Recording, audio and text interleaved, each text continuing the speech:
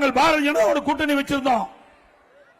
நான் முதலமைச்சர் இருந்த காலகட்டம் காவிரி நடுவர் மன்றம் தீர்ப்பு கொடுத்தது, உச்ச நீதிமன்றம் தீர்ப்பு கொடுத்தது.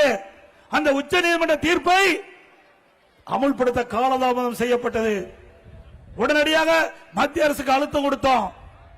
நாடாளுமன்றத்தில் 22 நாட்கள் உச்ச நீதிமன்ற தீர்ப்பை நடைமுறைப்படுத்த வேண்டும் என்று நாடாளுமன்றத்தை ஒத்திவைத்த கட்சி அதிமுக கட்சி. உனக்கு தில்லு திராணி இருந்தா ஒரு நாள் நாடாளுமன்றத்தில் ஒத்திவைக்க முடிஞ்சதா?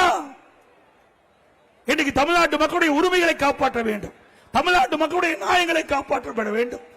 இன்றைக்கு காவிரி நதிநீரை நம்பி இன்னைக்கு டெல்டா மாவட்டம் இருக்கின்றது. காவிரி நதிநீரை நம்பி 20 மாவட்ட மக்கள் குடிநீர் ஆதாரமாக இருக்கிறது. அப்படிப்பட்ட தீர்ப்பு உச்ச நீதிமன்றத்தில் வந்தவுடன் அதை நடைமுறைப்படுத்த வேண்டும் என்று நாடாளுமன்றத்தில் குரல் கொடுத்து நாடாளுமன்றத்தை முடக்கி வைத்த அரசு கட்சி அதிமுக கட்சி. பிறகு பாரதிய ஜனதா அரசாங்கம் நாம் கொடுத்த அந்த கோரிக்கையை ஏற்று நிறைவேற்றி கொடுத்தது. இது அதிமுக சாதனை.